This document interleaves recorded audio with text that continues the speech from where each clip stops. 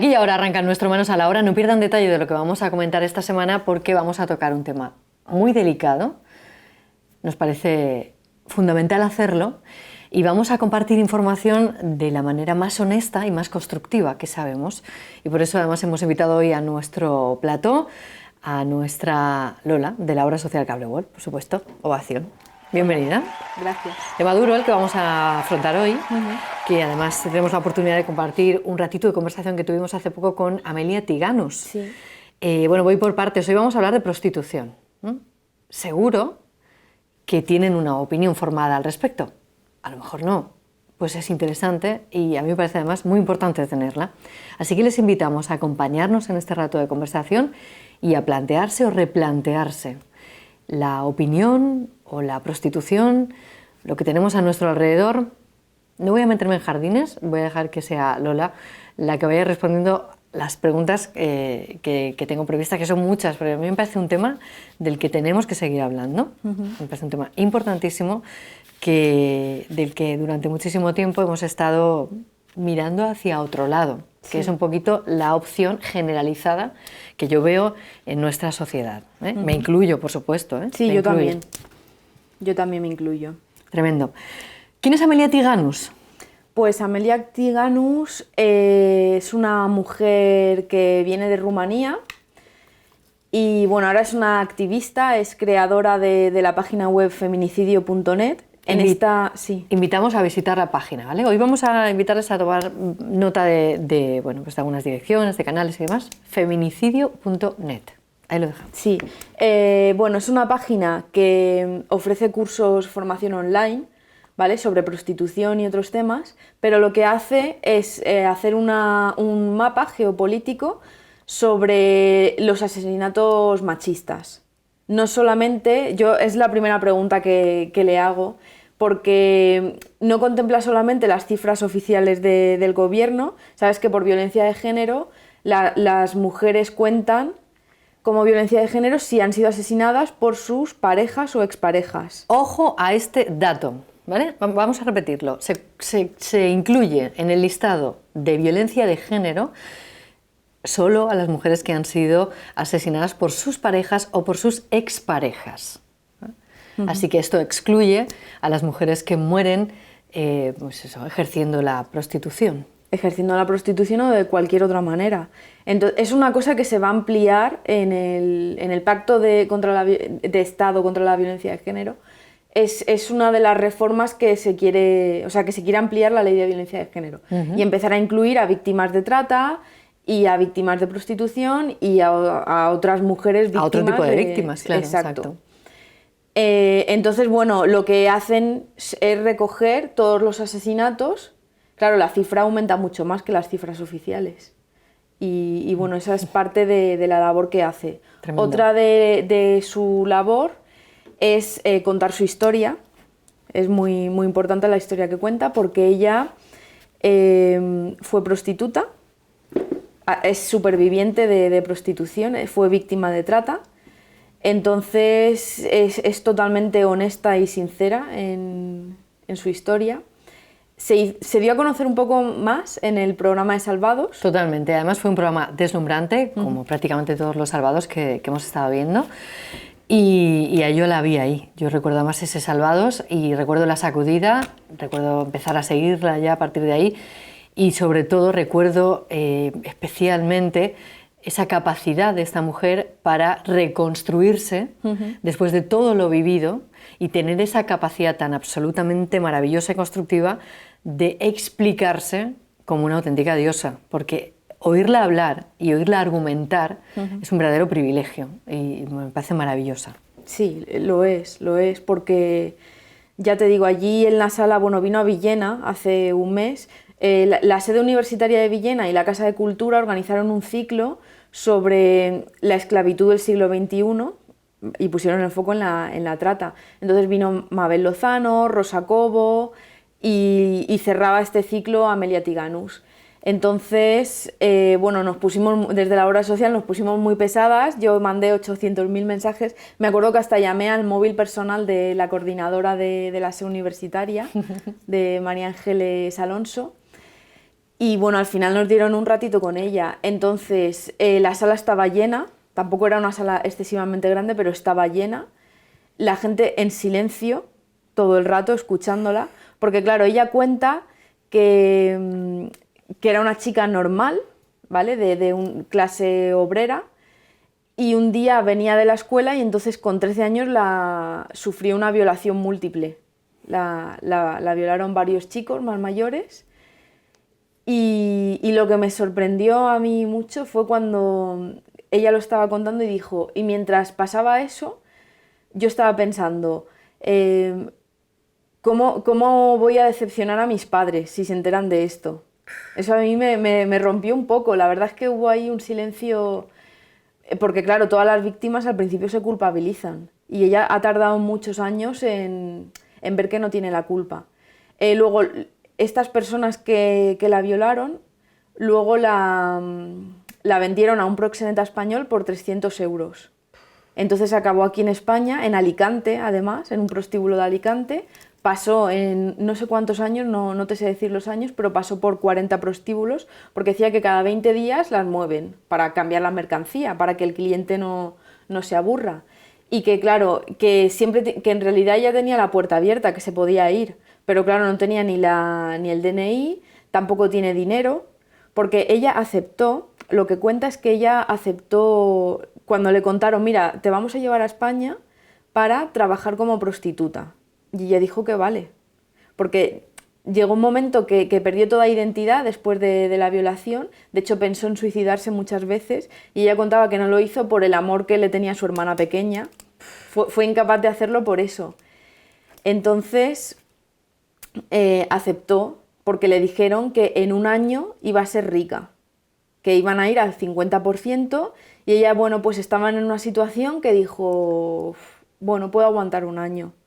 Entonces por eso no se considera víctima de trata, pero sí que lo es, porque es un engaño. O sea, la Convención de Naciones Unidas hizo un protocolo que se llama el Protocolo de Palermo, está ratificado por 171 estados, entró en vigor en 2003 aquí en España, y ahí define un poco lo que es la trata. Entonces, claro, dice que si hay coacción, si hay fuerza o si hay engaño y fraude, eres víctima de trata. Y que aunque tú aceptes, sigues siendo víctima de trata, porque el engaño siempre está. Justo, pero se entiende que esto es un proceso, viene de todo un sistema, de una situación personal o no, en fin, es mucho más, la explicación es mucho más grande, ¿no? La raíz verdadera de todo el desarrollo. Sí, que por cierto, un inciso, ayer es que además escuché, ahora se está hablando muchísimo de prostitución. Muchísimo, ¿eh? Sí, estamos en un momento... está sobre la mesa. Bien, Sí, ya porque, tocaba, sí, ¿vale? ya tocaba. Dejemos de mirar hacia otro lado. Sí, porque tiene que haber ya un compromiso firme de todos los estados. España es el primer país de Europa en consumir prostitución. Terrible. Y es el tercero del mundo. Terrible. Es muchísimo. Entonces, bueno, pues en la radio siguen diciendo trata de blancas. Entonces, una de las preguntas que le hice a Amelia era qué podíamos hacer los medios de comunicación y ella decía no poner solamente el foco sobre la víctima, o sea, yo ahora estoy contando un poquito su historia, pero es verdad que tampoco quiero victimizarla, no me atreví a hacerle preguntas personales y bueno, decía que teníamos que informar mejor. Entonces yo quiero hacer el inciso de trata de blancas no, porque si lo piensas es hasta un poco racista. Un poco, ¿no? Porque lo de trata de blancas se decía cuando empezó la Segunda Guerra Mundial. O sea, antes ya se trataba se traficaba con mujeres, pero eran mujeres negras. Lo que pasa es que como la esclavitud era legal, pues bueno, a las mujeres negras e indígenas se les podía hacer lo que quisiéramos, ¿no? Pero con la Segunda Guerra Mundial empezaron a comerciar, es que no me gusta esa palabra, pero bueno, empezaron a tratar mujeres blancas y las traían, por eso se empezaba a llamar trata de blancas, pero lo que en realidad invisibiliza mucho lo que es el problema, porque es cualquier mujer en realidad. Totalmente. Pues lo dicho, como acaba de comentar Lola, Amelia Tiganus estuvo en Villena dentro de ese ciclo organizado por la sede universitaria, La trata, esclavitud del siglo XXI. Y allí tuvo Lola la oportunidad de compartir un ratito de conversación que vamos a compartir. Pero primero la entrevista o no, vamos introducimos a ver el vídeo sí, yo creo que vamos sí. allá. Atención a esto. Sí, bueno, porque ella desde feminicidio.net han lanzado una campaña que se llama Únete, Abolición Prostitución, porque dicen que la única solución para acabar con la prostitución es la abolición. No hay otra manera. Entonces lanzó una campaña y bueno, vamos a verla, ¿vale? Que da un poco de datos y luego ya comentamos. Claro, nuestro principal objetivo en el programa de hoy es ponerles a pensar sobre esto, porque de verdad es un tema importante. Dejemos de mirar hacia otro lado, a justificar, tratemos de entender la situación real y ya tengamos una opinión formada en condiciones. Así que vamos allá. Esta es la campaña que ha protagonizado, dirigido y que está difundiendo Amelia Tiganus. Vean esto.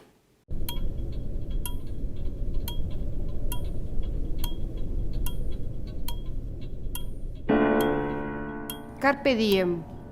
Vive el presente. Saca el mayor partido de él. Es todo lo que tienes. La gente aprende a amar sus cadenas. El patriarcado ha enseñado a las mujeres a amar sus cadenas. Las cadenas de la prostitución son las de la esclavitud más antigua, nunca antes tan normalizada como ahora, avalada y promovida incluso por gobiernos, agencias de Naciones Unidas, ONGs, fundaciones y grandes filántropos. Hablamos del segundo negocio criminal más lucrativo a nivel global, el de la trata de personas con fines de explotación sexual, que para sostenerse hace propaganda de las bondades de la prostitución. La prostitución es violencia machista, es violencia sexual, es una violación de derechos humanos y un obstáculo fundamental para la igualdad entre hombres y mujeres. Pero el lobby proxeneta no puede engañarnos. La prostitución no es un trabajo. Los proxenetas no son empresarios. Los proxenetas son criminales que fabrican putas y prostíbulos, campos de concentración exclusivos para mujeres. ¿Qué haremos en España, el tercer país del mundo en consumo de prostitución, con las 100.000 mujeres prostituidas en los miles de prostíbulos, pisos y calles? ¿Qué haremos con los millones de puteros y el mal llamado turismo sexual que sostiene la demanda? ¿Qué haremos con los proxenetas que tienen vara libre para explotar mujeres y niñas? Solo hay un camino. Romperemos las cadenas y nos liberaremos todas. No podrán detenernos. Nuestra voz se escuchará en las casas, en las calles, en las escuelas. Lo haremos juntas, por nuestras madres, hijas y abuelas, por aquellas que lucharon durante siglos, por el derecho a la reparación de nuestras hermanas, víctimas de trata y prostitución. Nuestro momento ha llegado y es ahora. Esta es la revolución feminista del siglo XXI. Abolición de la prostitución.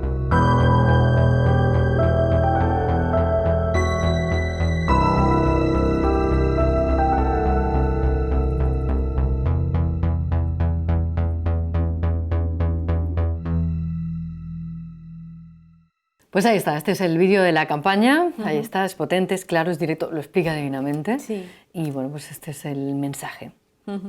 Sí, es muy directa ella y la verdad es que argumenta muy bien, porque ella insiste mucho en lo que es la formación, ¿vale? Es la única manera. Sí, exacto. O sea, ella se dio cuenta de que era víctima de trata, ya se ha podido quitar culpa, ella puede hacer lo que hace porque ha leído, lo reconoce, porque yo le pregunté, ¿el feminismo te ha salvado la vida? La gran frase, ¿no?, que dijo en Salvados. Y dijo que sí, que no había otra manera, que hay teoría feminista y se ha nutrido de todo eso y por fin puede argumentar, ¿no? Qué grande. Pues esta es Amelia Tiganus, esta es la campaña y esta que vamos a compartir ahora es la entrevista o el ratito de conversación que pudimos tener con ella. Bueno, es entrevista, pasa que fue así como de pie y un poquito corriendo y en un huequecito, sí. Pero nosotros felices de poder haber hablado con ella. Sí. ¿Qué tal en la distancia corta de tú a tú, Amelia? ¿Deslumbrante? Deslumbrante, sí, y tiene una mirada muy, muy intensa. Te mira todo el rato a la cara y es súper cercana en realidad. Es muy amable, muy cariñosa. Sí. Pues allá vamos, ¿la vemos? ¿Sí comentamos? Muy bien. Esta fue nuestra entrevista, este fue nuestro encuentro con Amelia Tiganus. Estamos con Amelia Tiganus, activista feminista, fundadora de la página feminicidio.net, que además de ofertar cursos online formación muy interesante. Recogéis información sobre los asesinatos machistas de hombres contra mujeres, y no solo de los hombres que son parejas o exparejas. Vuestra página web a mí y a muchas estudiosas nos ayuda muchísimo para recabar toda esa información, es muy interesante. Tenemos una ley de violencia de género que fue pionera en Europa, aunque tiene sus más y sus menos, porque solamente recoge la violencia ejercida por hombres que son parejas o exparejas. ¿Crees que es necesaria una revisión de esa ley o una ampliación de esa ley? Sin duda alguna, nosotras en feminicidio.net tenemos una base de datos, una de las más reconocidas a nivel europeo, donde documentamos y también generamos investigaciones e informes, y vemos como claramente las cifras muchas veces doblan a las cifras oficiales, ¿no? Porque justamente por eso, porque no están reconocidos como feminicidios, como asesinatos como asesinatos machistas a mujeres que no estén en el marco de la pareja o expareja. Y desde luego es nuestro gran reto incluir en esa ley de violencia de género a las mujeres, por ejemplo, a las mujeres del sistema prostitucional, que son brutalmente asesinadas mayoritariamente por puteros, ¿no? Y no constan como cifras oficiales o como asesinatos machistas. Eso por dar un ejemplo, ¿no? Hablas de sistema prostitucional. ¿Podemos entender o debemos entender la pornografía dentro de ese sistema? Sin duda alguna, la pornografía es prostitución grabada. O sea, esto tiene que quedarnos bien claro. La única diferencia que hay entre la pornografía y la prostitución es que hay una cámara delante grabando esta cosificación, esta mercantilización de la sexualidad y de la sexualidad humana, pero sobre todo de la sexualidad de las mujeres, ¿no? Nosotras recién hemos abierto otra base de datos, que es Geoviolencia Sexual, donde estamos documentando la violencia sexual ejercida en el Estado español. Y hemos documentado desde el año 2016 hasta hoy en día 104 casos de violaciones multitudinarias en manada, ¿vale? Y vemos como claramente está relacionado el consumo de pornografía con la violencia extrema o las violaciones tumultuarias con el consumo de prostitución. O sea, todo esto tiene un eje común, que es la violencia sexual, y lo único que la diferencia de la que está asumida por la sociedad como violencia sexual, o que estamos ahora mismo trabajando para que se le conozca como tal, y la prostitución y la pornografía, es el intercambio de dinero. Entonces, si el intercambio de dinero es lo que exime de responsabilidad a los maltratadores, a los violadores, vemos como claramente se trata de un pensamiento neoliberal que nada tiene que ver con un profundo análisis feminista que hacemos las feministas y bueno, el cuerpo teórico que tiene el feminismo, ¿no? Que no es algo que así de la nada empecemos a opinar sobre cosas, sino que hay estudios detrás de todo esto. Bueno, hemos visto hace unos días que has lanzado un spot, ¿vale? Una campaña con el hashtag Abolición Prostitución, justo cuando empieza toda la campaña electoral. ¿De verdad hay tan poca voluntad política? O sea, ¿no hay propuestas reales ni factibles por parte de los partidos políticos? Sí, lanzamos esta campaña, nuestra campaña de feminicidio.net. Bueno, empezamos con el spot, vendrán más cosas, iremos descubriendo poco a poco. Quisimos lanzarla a la vez que la campaña política porque claramente veíamos que ningún partido político tenía propuestas claras, ¿no? En cuanto a prohibir todas las formas de proxenetismo, a cerrar los prostíbulos, a generar políticas públicas para que las mujeres que están en situación de prostitución puedan beneficiarse de sus derechos, que es ayuda económica, acceso a una vivienda, formación, terapia, asesoramiento jurídico, todo lo que entendemos por derechos, ¿no? Y también que se persiga también la compra de personas, porque Yolanda Rodríguez, por ejemplo, dice que quien compra personas no son clientes, son esclavistas. Y justamente cuando hablamos de prostitución tenemos que entender que estamos hablando de esclavitud, no de un trabajo, no de diversión. Y si es diversión, desde luego es diversión machista y profundamente misógina, porque entienden que la vida de las mujeres y los cuerpos de las mujeres, no de todos, mayoritariamente somos mujeres provenientes del sur del mundo o del este de Europa, en este caso, ¿no? Que somos convertidas en la mercancía, en la materia, materia prima que mueve esta mal llamada industria del sexo, que es al fin y al cabo proxenetismo global, ¿no? Y ese es el gran reto, presionar a los partidos políticos para que hagan nuestra lo que reivindicamos, o sea que ni siquiera lo pedimos, por favor, reivindicamos. Además, como movimiento feminista hemos presentado varias medidas que queremos que implementen y desde luego tenemos que ser conscientes que los partidos políticos no van a poner en práctica nada de lo que no sea una presión desde la sociedad civil. O sea, si no lo hacemos así, no, porque es lo que da votos o lo que quita votos en sus cálculos, ¿no?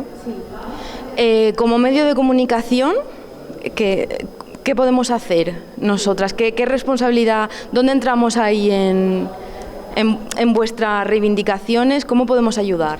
Sin duda alguna, informar con un enfoque de derechos humanos, sin amarillismo, sin sensacionalismo, sin llegar a frivolizar con lo que realmente significa la prostitución, ¿no? Porque siempre se da una imagen muy romantizada de la prostitución y también en muchas ocasiones, demasiadas ocasiones, se oculta a los demás actores del sistema prostitucional. En primer lugar está el Estado, que permite que nuestras carreteras estén plagadas de auténticos campos de concentración exclusivos para mujeres. Cada vez hay más pisos en Internet, en las calles, o sea, hemos normalizado absolutamente la cosificación extrema. Entonces los medios de comunicación tienen que visibilizar esa injusticia, también tienen que visibilizar a los proxenetas, pero no solo a los proxenetas de poca monta que suelen caer en las redes, sino los grandes proxenetas son españoles, se regentan prostíbulos, que se les llama empresarios de locales de alterne, cuando realmente sabemos que son prostíbulos y ellos son proxenetas. Y sobre todas las cosas tenemos que visibilizar al mayor responsable de todo esto, que es el putero, que es el consumidor, el demandante, porque a pesar de ser nuestros amigos, nuestros hermanos, nuestros padres, los hombres con los que compartimos vida e incluso proyectos de vida también, ¿no?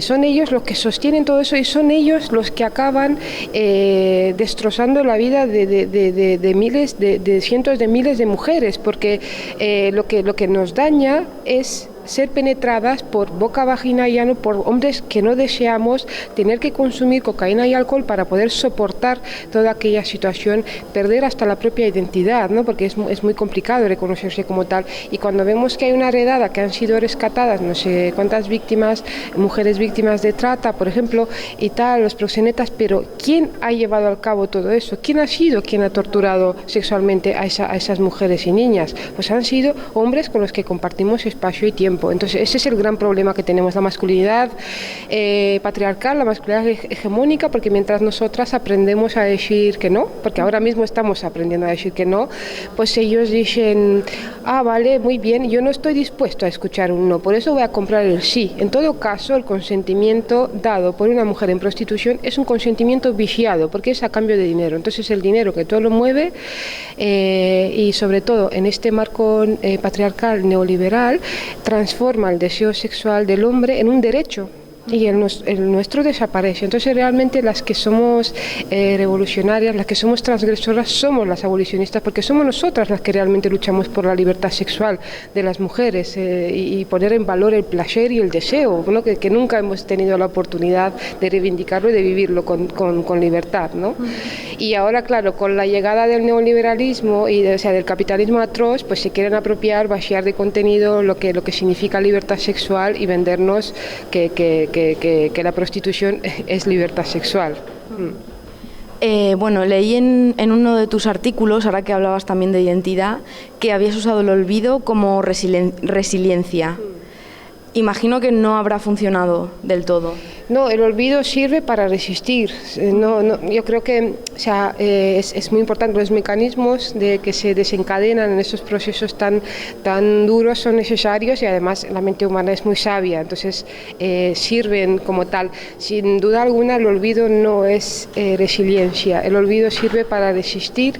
Lo que viene después es encontrar un entorno favorable para que puedas enfrentarte a los mayores miedos y a los mayores traumas. Y eso O sea, se tiene que dar, y eso nos tiene que hacer pensar sobre cómo actuamos y qué entorno ofrecemos a las mujeres que han sufrido la violencia extrema, ¿no? Entonces ahí viene nuestra parte de responsabilidad, pero también somos parte de la solución como sociedad, como entorno, y creo que esa es una cosa que podríamos trabajar mucho, toda la sociedad, pero sobre todo, y lo que pienso yo es que sobre todo las mujeres, porque lo que han hecho, han conseguido que pensemos que las prostitutas son las otras, que nada tienen que ver con nosotras. Entonces esa diferenciación es la que nos aleja no solo de nuestras hermanas, las mujeres prostituidas, sino que nos aleja de alcanzar la igualdad.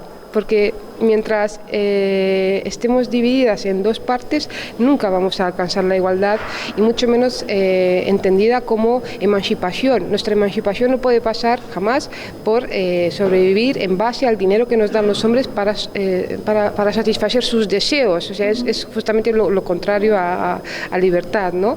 Y si nos liberamos, nos tendremos que liberar todas, ¿no? Exacto, o todas o ninguna, ¿no? Exacto, sí. Por último ya, Amelia, que ya veo que hay gente que está sentada esperando. Bueno, dijiste en Salvados que el feminismo te había salvado la vida. Es una frase que me encantó porque yo me sentí identificada por otros motivos, cada una tenemos nuestros motivos, pero bueno, me sentí muy identificada. Entonces, ¿el feminismo es la solución? ¿La solución, el movimiento de verdad? Sí, es lo que, o sea, sí me emociona cuando me lo dicen, porque a muchas nos ha salvado la vida, de una forma u otra, ¿no? Pero cuando comprendemos la dimensión política de nuestra experiencia personal, y cuando vemos que no estamos solas, que es lo que nos han hecho pensar, que es por nuestra culpa y que estábamos solas y que ha tenido que ver con una elección personal, individual y tal, creo que es cuando abrimos los ojos y vemos que somos miles, cientos de miles, y que todo tiene un sentido. Desde mi punto de vista, creo que yo me pude liberar de la culpa, de la vergüenza, del miedo, cuando comprendí que todo aquello tenía un sentido. O sea, porque las miles de preguntas que me iba haciendo a lo largo de mi vida que no tenían respuesta, pues de repente empezaron a tener respuesta cuando descubrí la existencia del patriarcado, por ejemplo, cuando vi todos los mecanismos de dominación y vamos, enajenación absoluta en el que vivimos la mayoría de la sociedad. Sin duda alguna, el feminismo es la clave, y la teoría feminista sí o sí ha de ser incorporada en la currícula escolar junto con la educación sexoafectiva, porque esa también es una medida no solo de prevención, sino que es una acción directa en contra de la comercialización y la cosificación del cuerpo humano, ¿no? Que aprendan que la sexualidad no es solo un cuerpo, no son solo unos agujeros o un pene, sino que en la sexualidad somos cuerpo, somos emoción, somos razón, y que tenemos que descubrir de manera placentera e igualitaria pues todo aquello maravilloso que podemos descubrir sin poner eso mismo en el mercado y en manos de cuatro, ¿no? Muy bien, pues nada, no te quiero entretener más, Amelia. Muchísimas gracias por habernos dedicado este ratito. Gracias a vosotras, nos vemos pronto. Sí, muy bien. Muchas gracias por tu sabiduría, por abrirnos los ojos, por hablar tan claro y por esa mirada. Muchas gracias a vosotras por darme voz y por luchar siempre. Pues ahí está, deslumbrante. Ahí está, sí. ¿Qué te quedas? ¿Qué te quedó ahí que luego estuviste ahí dándole vueltas? Porque me decías que habías venido sacudida. Sí, bueno, pues cómo dice las cosas, ¿no? Sin pelos en la lengua, cómo está de directa y no sé, su cercanía y sobre todo su mirada. Porque sabes que, o sea, la ves y todavía queda de todo lo que pasó. Qué grande. Bueno, es que nadie puede explicar la prostitución como ella. Nadie puede hablar de un infierno sin haber estado en él, de la misma manera. Exacto. Esto es así. Entonces, claro, es brutal. Es brutal. Bueno, pues ahí está, les ponemos a pensar, ¿vale? Y seguimos. Y ahora vamos a hablar de Lula Gómez.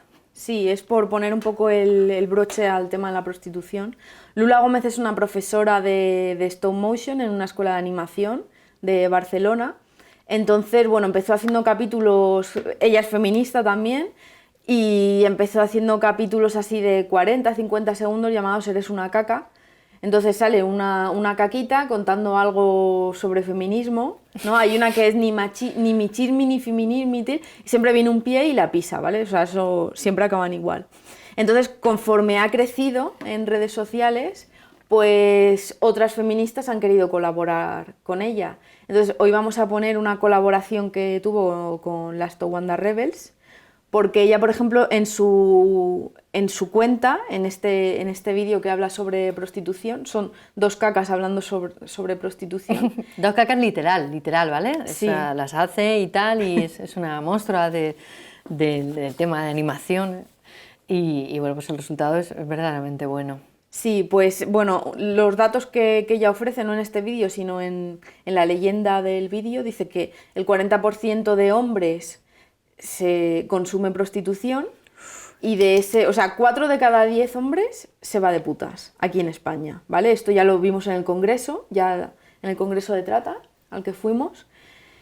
La cifra es muy elevada y bueno, de ese 40%, casi el 80% no lo ven como violencia y bueno, saben que son mujeres que lo hacen por necesidad, pero no les importa.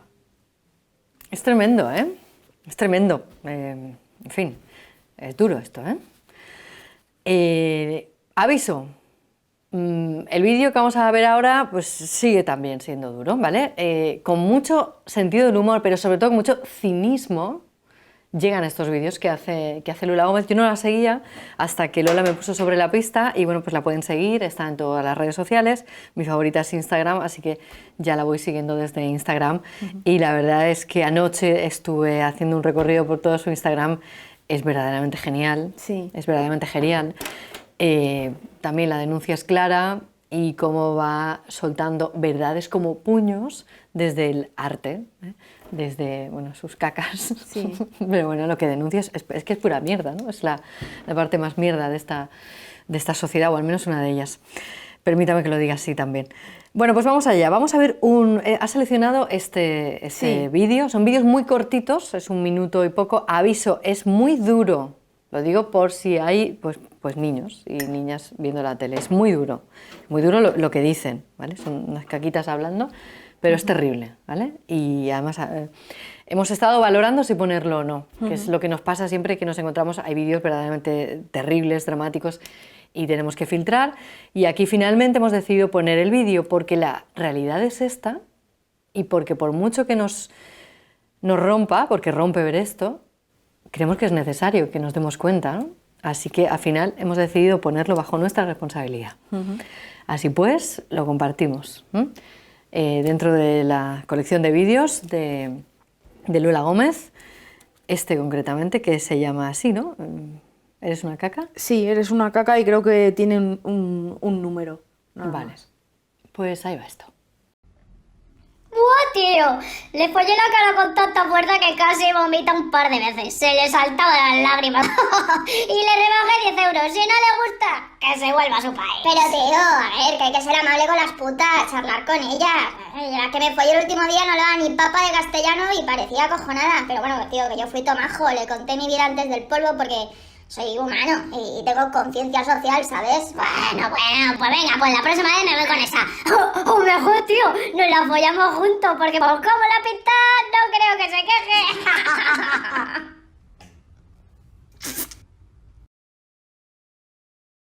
queje. Eres una caca.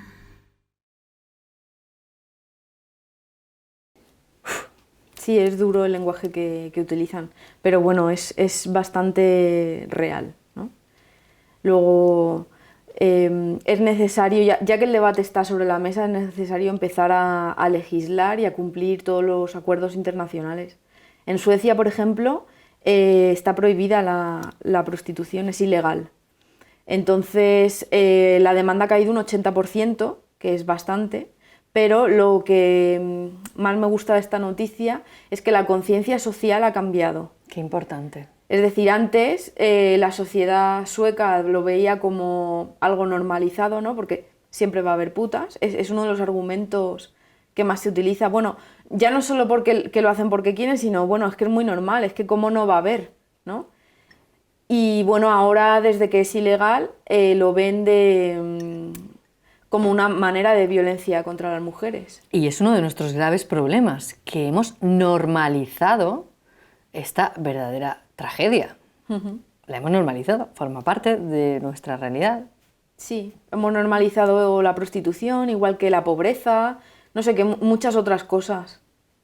Y parece que es necesario para mantener el equilibrio, ¿no? Claro. de la vida, de la naturaleza. Pues resulta Pero que no, y que va tocando evolucionar. Nos lo miramos, ¿no? Nos revisamos y recolocamos, en fin. Les invitamos a pensar en ello. Hoy nuestro objetivo principal es poner a todo el mundo a pensar, de verdad. Y que nos planteemos cosas que hasta ahora quizá no nos habíamos planteado, con mucho sentido común, con conocimiento de causa, que esto es fundamental, y con ganas de construir una sociedad verdaderamente mejor para todos y todas, ¿vale? En fin, seguimos y vamos a hablar de los talleres de igualdad. Muchas veces hemos dicho aquí en este programa que si hay algo fundamental y absolutamente necesario y que no tenemos, es una educación sexual. Tú y yo hemos crecido sin educación sexual, nuestros niños y niñas crecen sin educación sexual, nuestros padres y madres crecieron sin educación sexual y yo creo que ya está bien, de verdad, o sea, lo creo firmemente y me parece esencial que tengamos una educación sexual normalizada, porque va a ser la única manera, porque crecemos, yo no sé tú, yo no tanto, tú eres un poco más joven que yo, pero yo entiendo que ahora la gente muy joven está creciendo en la cultura del porno de una manera desmesurada, con acceso a todo tipo de vídeos de una manera muy fácil, muy rápida, sin filtro ninguno, y claro, pues así nos está yendo. Sí. Sí, la cultura del porno, es que el porno ha evolucionado, vamos a ver, hace unos años, cuando yo era pequeña, la pornografía era la portada de Interview, cuando salía una mujer, es verdad, eso estaba catalogado como pornografía, pero ahora eso es cultura popular. O sea, la pornografía de antes se ha convertido en cultura popular, y antes era pues eso, una portada de una revista y una mujer pues desnuda o semidesnuda. Y todo eso ahora es muy normal y ahora la pornografía es violencia. De hecho, el otro día vi un documental en Documentos TV, lo vi así a la carta, ahora ya lo han quitado, pero bueno, hablaba sobre personas adictas al porno. Y uno de los protagonistas era un niño de 13 años que había empezado a ver porno con 9. Claro, él estaba jugando y le salió una ventana de una mujer desnuda. Y él cuenta que en un principio se sintió súper violento de ver eso, ¿no? Porque nunca había visto una mujer desnuda y verla así tan... Y le pareció, bueno, dice que le entró ansiedad y todo. Pero unos días después dijo, lo que vi el otro día, ya empezó a sentir curiosidad. Claro, me llamó mucho la atención. Entonces empezó a buscar y bueno, cuentan, pues es un documental que cuenta historias de personas que han sido adictas y que han perdido relaciones reales por el camino. Es tremendo, mucho cuidado con esto. Yo recuerdo además en la última reunión de padres en la clase de mi hija, como el tutor nos alertaba, porque además habían recibido un taller sobre seguridad en Internet y como el hombre, además con toda la razón del mundo y con mucho sentido común, nos alertaba a madres y padres y nos pedía por favor que no dejemos a nuestros niños pequeños con un dispositivo móvil libremente, ellos solos o ellas solas, en el sofá sin el control exhaustivo. Y lo decía avisando, porque decía, nos consta que seguro que hay niños que cogen el móvil de mamá o de papá y que, bueno, pues que es muy fácil que te aparezca una ventana de estas o entrar en algún sitio y empezar a ver cosas que no tocan, que no tienes edad, que las vas a montar en tu cabeza de una manera terrible y que te va a llevar a ser pues alguien que no. Sí. Que no. Sí, porque además es violencia extrema, o sea, ahora ya además una persona que al final se hace adicta al porno cada vez va queriendo más, viendo cosas más fuertes, ¿no? O más graves, o sea, no les cita ya una película que ya de por sí es machista y está dentro del sistema prostitucional, la pornografía, pero claro, ahora ya es, pues eso, mujeres golpeadas, mujeres penetradas a la vez por 3 hombres. Esta semana hemos conocido la noticia de que el vídeo porno más visto en nuestro país es un vídeo absolutamente terrible. Sí, era una violación múltiple. Violación múltiple. Y de hecho, pues llevo desde ayer leyendo artículos de muchas periodistas en nuestro país denunciando esta situación, analizándola y poniendo en evidencia que tenemos un serio problema. Tenemos un serio problema en este país. Sí, además otro de los problemas es que cada vez empiezan a ver pornografía antes, o sea, Sí. los estudios dicen que ya a partir de los 10 años ya se empieza a ver pornografía. Yo lo puse sobre la mesa porque el mismo día que fui a entrevistar a Amelia Tiganus había estado en el IES Vinalopó, porque nos pidieron pues eso, un taller de igualdad y bueno, pues fui yo ahí con niños y niñas de pues 12, 13 años. La verdad es que no tengo experiencia con... O sea, en mi entorno no hay personas de esa edad. Entonces, pues yo lo dije, digo, mira, yo venía aquí con mucho miedo, ¿no? Porque pensaba que me ibais a comer, pero no. La verdad es que se portaron muy bien. Y bueno, hablé un poquito sobre... Di muchas pinceladas, ¿vale? Sobre todo sobre el género, la identidad de género, la socialización de género. Les puse el vídeo de Cristiano Ronaldo, el famoso vídeo jugando con sus gemelos a la pelota. Y bueno, en un principio lo justificaban todo, ¿vale? Ese es el problema. Yo creo que hay que empezar un poco antes a trabajar con la igualdad. Los 13 años también es una buena edad, de todas maneras, pero yo creo que hay que empezar antes. Porque ahí ya lo tienen todo muy, muy construido, muy asumido. Qué importante es esto que dices. O sea, ¿qué recursos hay? Sí. ¿Vale? Este es un llamamiento que hacemos a los centros educativos de nuestra ciudad y de nuestras ciudades. Lanzamos este llamamiento, hay recursos y se deben utilizar, es fundamental, de verdad, estamos construyendo las personas del mañana y es muy importante que tengan esa educación en género, que sienten bien sus bases, que sean personas evolucionadas, y vuelvo a utilizar el término porque me parece el más acertado en este caso. Yo, de todas maneras, creo que las chicas no es que estén más evolucionadas, pero es verdad que el feminismo está haciendo mucho por las mujeres y están un par de pasos por delante. Entonces yo creo que eso al final genera un poquito más de violencia, porque las mujeres estamos aprendiendo a decir que no y los hombres pues no están aprendiendo a tolerar un no. Entonces hay un discurso un poco violento. Pues tenemos un problema. Y bueno, los niños, pues había división de opiniones. De hecho, en el momento que les ponía el vídeo de Cristiano Ronaldo, también les ponía un vídeo de un padre disfrazado de Elsa, de Frozen, bailando con su hijo. Es que son vídeos virales, entonces yo creo que los habrá visto todo el mundo. Pero bueno, había un nene pequeño de 4 años, se metían con él porque su heroína era Elsa y quería disfrazarse de Elsa. Y entonces, como se metían con él, el padre lo que hace es comprar 2 vestidos de princesa y bailar la canción de Frozen. Comentarios en algunas clases, pues qué maricón. Claro, ahí ya le llamé la atención a uno y ya se lo tomó un poco mal, porque yo dije, yo pensaba que lo de maricón ya no se decía. Pensaba que estaba superado esto. Y sí, todavía hay esos pensamientos. Pues ahí lo dejamos, ¿vale? Ponemos a todo el mundo a pensar también al respecto de esto. De verdad, necesitamos mucha más educación sexual. Sí, de hecho es una de las cosas que incide Amelia Tiganus en la última pregunta, ¿no? Que dice que hay que meterlo en el currículo escolar. Y yo tanteé un poco, dije, ¿dais educación sexual? No. Porque claro, cuando dije, es que estáis en la edad de ver porno, según los estudios, pues algunos profes que estaban por ahí no sé, ponían... Es como que no, es mejor no hablar del tema. Claro, ¿no? hay cosas, es que es mejor como que, esto no está pasando, pero esto nos ha Pero pasado bueno, toda la vida.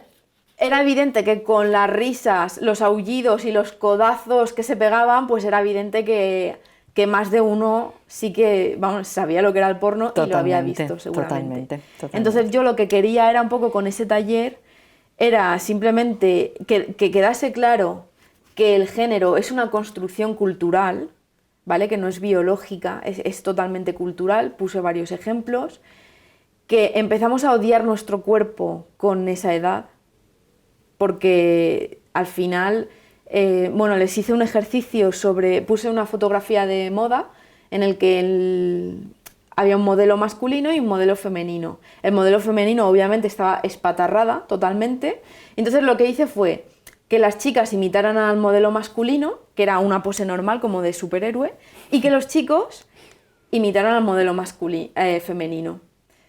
Casi nadie salió, o sea, todas las chicas salían imitando el modelo masculino, pero nadie quería salir a imitar a la modelo espatarrada. Solo una persona, solo un chico, que se espatarró ahí en toda la mesa y dijo que se sentía muy, muy ridículo y que no lo entendía, ¿no? Es que se sentía incomodísimo. Qué crack. Entonces, claro, así a lo mejor haciendo esas tonterías, que son tonterías, pero así ya ven un poquito más las cosas, ¿no? Más fáciles. Y luego, por otro lado, pues eso, ¿no? Lo que significa ver pornografía o ver anuncios publicitarios, ¿no? Que la mujer tiene que ser de una manera.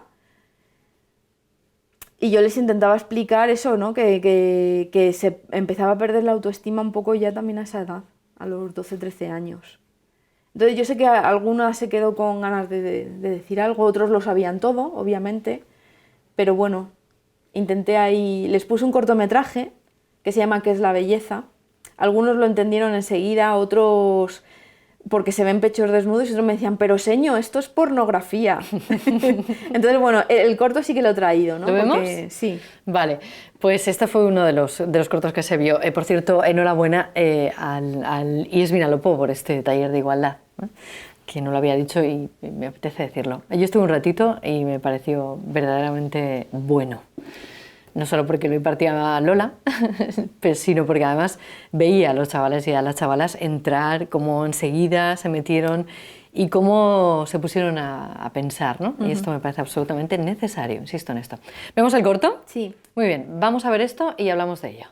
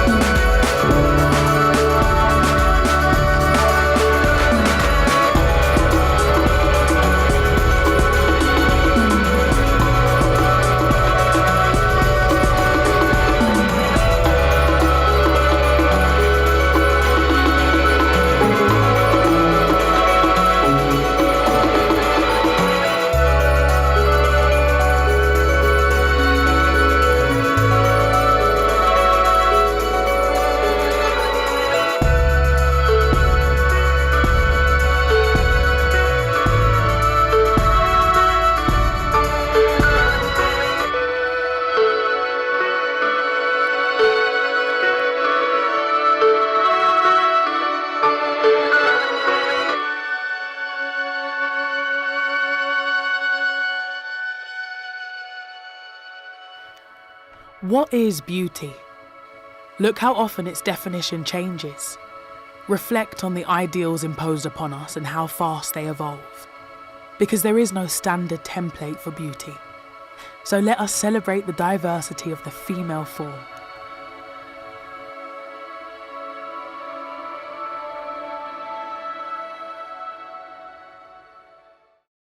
Qué bonito es. Sí. Es un corto precioso.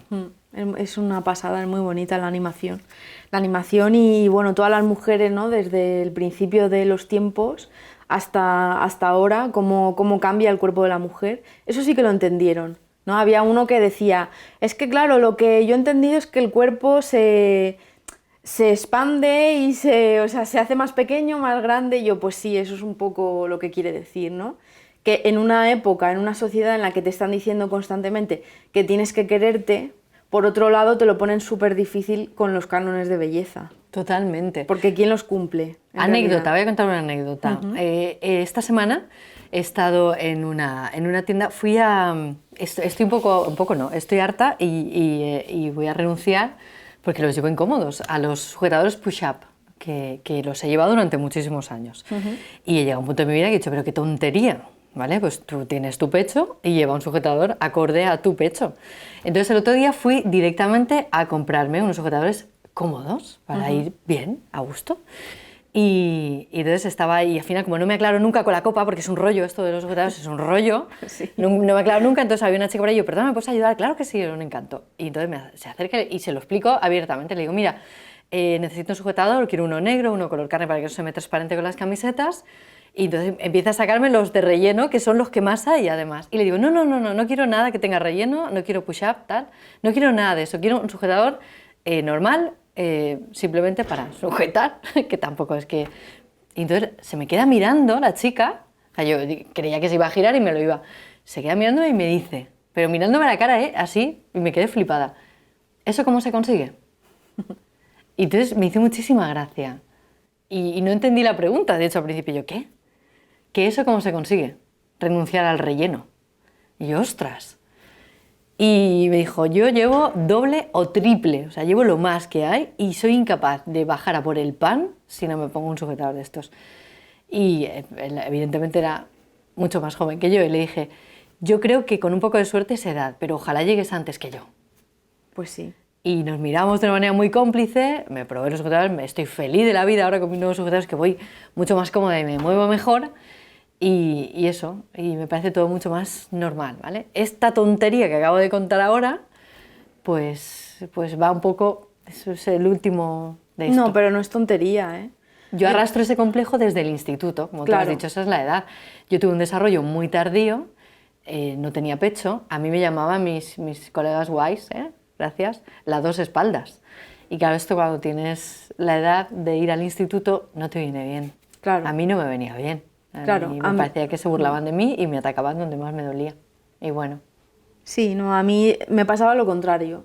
Yo me desarrollé muy pronto, también me decían cosas y yo también voy buscando siempre sujetadores sin relleno, porque ¿para qué quiero más? Entonces es un infierno, sí. Y es verdad que es muy difícil. Mira que yo también tengo una edad que también lo pasé mal cuando era adolescente y todo eso. Pero ahora, por ejemplo, veo fotos de cuando tenía 15 años y digo, madre mía, si estaba buenísima y no me quería nada.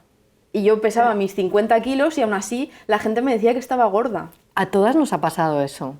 Yo creo que no sé, por lo menos a ti y a mí, yo no puedo hablar en nombre de todas, pero todas hemos vivido esa etapa de no querernos nada, ¿eh? Y todo pues está en base a lo que tenemos a nuestro alrededor, a todos los impactos que, en fin, es lo que hay. Y no se normaliza nuestra diversidad en absoluto. Ya, es muy difícil, el amor propio. Yo creo que es una revolución esto. Trabajemos en ello. Sí. Me encanta, la revolución del amor propio, ¿eh? Esto no es solo para mujeres, obviamente, es también para hombres, ¿vale? Porque el sistema nos ataca no por igual, pero a todos y a todas. Pero por igual no, ni mucho menos, ¿eh? Vale, ¿cómo vamos acabando hoy? Pues mira, ya que estoy aquí, ¿vale? Que no es lo habitual, voy a recomendar a Hannah Gadsby. ¿Quién es Hannah Gadsby? Pues ella es una comediante que hace monólogos. Tú ya sabes que a mí los monólogos me encantan. A mí también. Que es uno de mis sueños ocultos, lo de ser monologuista, a mí me encantaría. Pues das el perfil, Lola, es que te veo haciendo monólogos, sí, es brutal. Lo veo muy difícil. A mí me parece un arte exquisito, lo de escribir un guión de monólogo. Entonces, Hannah Gadsby es una comediante australiana que, bueno, es lesbiana. Todos sus monólogos giran en torno a su salida del armario, ¿vale? Entonces ella se crió en Tasmania, que es un pueblo pequeño, y allí la homosexualidad fue ilegal hasta 1997. Madre mía. Ella tiene ya, pues no sé, nació a finales de los 70. Entonces, claro, es una de las personas que también ha crecido con muy poco amor propio y reconociendo que es homofóbica, porque se odiaba a sí misma. Es que eso es ya rizar el rizo. Tela. Soy homofóbica porque yo soy lesbiana, pero no lo quiero reconocer. O sea, o no lo quiero reconocer o me da vergüenza reconocerlo. Me da vergüenza, me viene fatal. Entonces, como la semana pasada era un poco el día de... Bueno, era el día de... contra la homofobia y la transfobia. El día contra la LGTBI-fobia. Exacto. Y bueno, además, como hemos visto un cortometraje basado en cánones de belleza de muchas obras de arte, ella es historiadora del arte, Entonces yo he seleccionado porque es un monólogo que se llama Nanette, está en Netflix. Yo lo recomiendo mucho. ¿Por qué? Porque te ríes, pero te sacude. O sea, estás ahí riéndote, llorando de la risa y de repente te pega un patadón y te pones a llorar, realmente. ¡Wow! O sea, es que es un monólogo muy, muy especial. Y ella en este monólogo es como de despedida, porque dice que que ha estado contando chistes sobre su homosexualidad, ¿no? Sobre cómo contó a su madre que era lesbiana, y dice que al final eso ya no es humildad, sino humillación. Wow. Entonces es una persona que se ha reconstruido, bueno, cuenta su historia. Es que yo soy muy pesada con el monólogo, pero de verdad que te lo recomiendo sabiendo que te va a gustar, si no, no insistiría tanto. Vale, pues yo este fin de semana lo voy a ver. Entonces, al final no he seleccionado nada de lo que te golpea, ¿vale? Porque eso porque al final el monólogo es un principio, nudo, un desenlace, entonces no voy a privar de eso a la gente. He cogido simplemente un trocito donde ella habla pues de historia del arte y de cómo es una cosa elitista y al final acaba diciendo que es una mierda, ¿vale? La historia del arte, aunque diga eso y no consiga trabajo en una galería. Pero bueno, habla un poquito de arte, he puesto ese trocito y yo creo que la gente, si no tiene Netflix, pues yo le dejo el monólogo, lo que sea, pero insisto mucho en que se vea este monólogo. Perfecto, pues hay que verlo. Es el monólogo de Hannah Gadsby, se llama Nanette, y así nos marchamos hoy con este breve trocito de ese monólogo. Lola, muchísimas gracias. Nada, gracias a ti. Y ojalá les hayamos puesto a pensar hoy en todo esto, que es vital. Ahí va.